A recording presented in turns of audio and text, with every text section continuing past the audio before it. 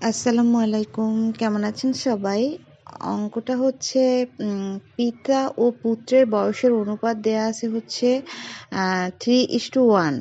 তো 5 বছর পূর্বে তাদের বয়সের সমষ্টি ছিল হচ্ছে 50 বছর।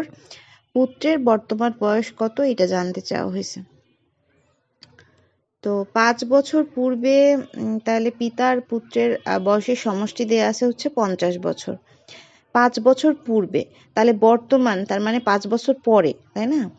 বর্তমানে তাদের বয়সের সমষ্টিটা যদি আমরা বের করি, তার মানে এখন বর্তমানে তো 5 বছর বেশি হয়ে গেছে। প্রত্যেকটা বয়সের সাথে 5 বছর করে যোগ হবে। মানে 50 এর সাথে তাহলে আমরা 5 করে 10 বছর যোগ করলাম, 60 বছর। হ্যাঁ, তারপরে হচ্ছে যে মানে পিতা ও পুত্রের যে বয়সের অনুপাত, হ্যাঁ, সেইটা হচ্ছে দেয়া আছে 3:1। হ্যাঁ, তো আমরা সাধারণ গুণনীয়ক হিসেবে মানে গুণিতক হিসেবে সাধারণ গুণিতক হিসেবে এখানে হচ্ছে এক্স গুণ করলাম প্রত্যেকটার সাথে। হ্যাঁ, তো এক্স তো একটা চলক। হ্যাঁ, এই জন্য এটা হচ্ছে যে কোনো পূর্ণ সংখ্যা মানে 1 2 3, হ্যাঁ, এই যে ঋণাত্মক সংখ্যাগুলো, হ্যাঁ, এই সংখ্যাগুলাকে এক্স দিয়ে গুণ করলে হচ্ছে মানে গুণ করা যাবে এবং যে ফল পাওয়া যায়, হ্যাঁ, সেটাই হচ্ছে মানে এক্স এর গুণিতক। তো এক্স কে এখানে সেজন্য আর কি আমরা বসাইছি এক্সটা। তারপরে হচ্ছে তো 3x হচ্ছে এক্স।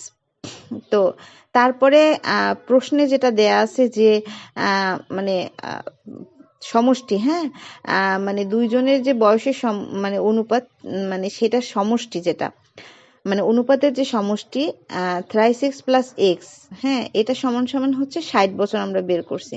তো প্রশ্নানুসারে এইটাই আমরা বের করলাম। তাহলে তারপরে হচ্ছে 4x সমান সমান 60। তো x এর মানটা এখানে বের হয়ে যায়। যেহেতু আমরা পুত্রের বয়সটা ধরছি x, তো x সমান সমান 15 বছর বের হয়ে গেছে। মানে পুত্রের বর্তমান বয়স হচ্ছে 15 বছর। আশা করছি সবার ভালো লেগেছে। সবাই ভালো থাকবেন। আল্লাহ হাফেজ।